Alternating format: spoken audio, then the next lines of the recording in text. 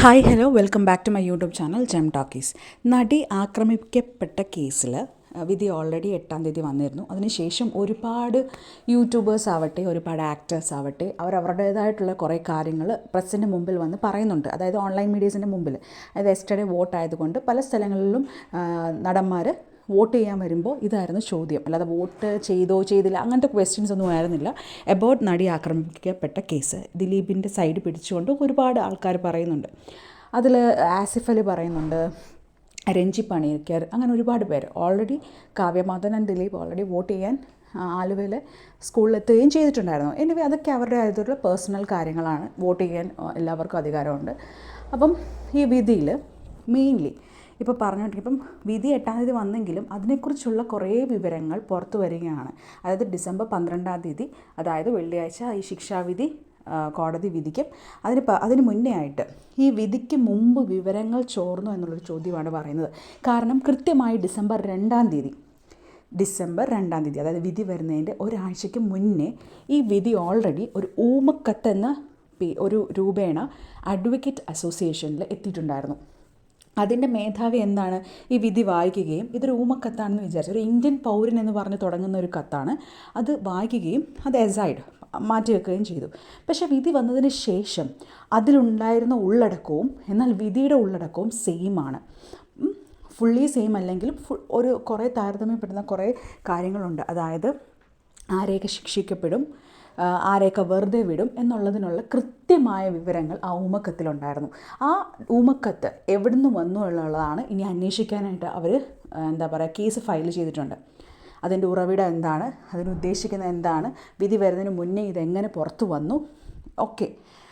Honey M Varghese ആയിരുന്നു judge. അത് ഹണിക്കെതിരെ കുറച്ച് വിവാദങ്ങളും കാര്യങ്ങളും ഉണ്ടായിരുന്നു. അതായത് ദിലീപ് എന്ന് പറയുന്ന വ്യക്തി കോർട്ടിലേക്ക് വരുമ്പോഴത്തേക്കും, ആ മുറിയിലേക്ക് വരുമ്പം ഈ ഹണി എം വർഗീസ് എഴുന്നേറ്റ് നിന്നു എന്നൊക്കെ പറയുന്ന ഒരുപാട് കാര്യങ്ങൾ നമ്മൾ കേട്ടിട്ടുണ്ടായിരുന്നു.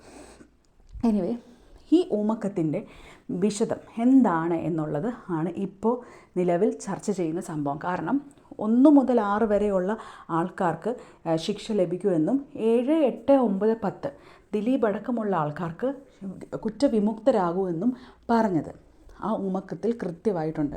അപ്പം അതെങ്ങനെയാണ് ഇത്രയും ഇത്രയും പ്രൊഫഷണലായിട്ട് അല്ലെങ്കിൽ ഇത്രയും കാര്യമായിട്ട് എങ്ങനെ ആ ഒരു ഊമക്കത്തിൽ വന്നു, ഈ വിധിയുടെ കാര്യം എങ്ങനെ ആ ഊമക്കത്തിൽ വന്നു, അല്ലെങ്കിൽ ആരിത് അയച്ചു എന്നുള്ളതൊക്കെ ഇനിയും നമ്മൾ അന്വേഷിക്കാൻ പോവുകയാണ്. അതായത് അന്വേഷണം ഓൾറെഡി ഒരു ഒരു കംപ്ലയിൻ്റ് ആയിട്ട് കൊടുത്തിട്ടുണ്ട് ഹൈക്കോടതിയിലേക്ക്. ഇനി നെക്സ്റ്റ് കാര്യം, അതിജീവിത FFKയിൽ നിന്നും ഭാഗ്യലക്ഷ്മി പറയുന്ന ആൾ അതിൽ നിന്നും മാറി രാജിവെച്ചു. ഇവരൊക്കെ ഓൾറെഡി അതിജീവിതയുടെ കൂടെ ആദ്യം മുതലേ ഉണ്ടായിരുന്നവരാണ്. റിമ കല്ലിങ്കൽ, മൃദുല, ശില്പ ബാല, പാർവതി തിരോധ്, എല്ലാവരും അവളോടൊപ്പം ആദ്യം മുതലേ ഉണ്ടായിരുന്നതാണ്. അപ്പം അവർക്കൊക്കെ ഇത് കഴിയുമ്പോൾ ഷോക്കാണ്. പലരും ചിന്തിക്കാറുണ്ട്, എന്തുകൊണ്ട് 1 to 6 വരെയുള്ള ആൾക്കാരെ ശിക്ഷിച്ചപ്പോൾ ആർക്കും ഇത്ര സന്തോഷമില്ല. അപ്പോൾ ദിലീപ് കുറ്റക്കാരനാണെന്ന് അല്ലെങ്കിൽ അയാൾക്ക് നല്ല ശിക്ഷ കിട്ടാൻ വേണ്ടിയിട്ടാണോ അപ്പോൾ ഇവർ പ്രാർത്ഥിച്ചേ എന്നാണ്. പക്ഷേ നിങ്ങൾ ആലോചിക്കേണ്ട ഒരു കാര്യം, ഈ കുറ്റകൃത്യം ചെയ്യാൻ ആരാണ് പ്രേരിപ്പിച്ചത് എന്നുള്ളതല്ല. ഇപ്പം ഈ 1 to 6 വരെയുള്ള ആൾക്കാർ വെറുതെ പോയി ഒരു റാൻഡമായിട്ടൊരു ഗേളിനെ സെലക്ട് ചെയ്തതാണോ, അതോ ഇതിനകത്തൊരു ഗൂഢാലോചന ഉണ്ടോ എന്ന് തെളിയിക്കാൻ പ്രോസിക്യൂഷന് കഴിഞ്ഞില്ല എന്നാണ് ജഡ്ജ് പറയുന്നത്. പക്ഷേ അത്യാവശ്യം നല്ല തെളിവുകൾ ഉണ്ടായിരുന്നു എന്ന് അതിജീവിതയുടെ അഭിഭാഷക പറയുന്നുമുണ്ട്, മിനി എന്ന് പറയുന്ന വ്യക്തി പറയുന്നുണ്ട്.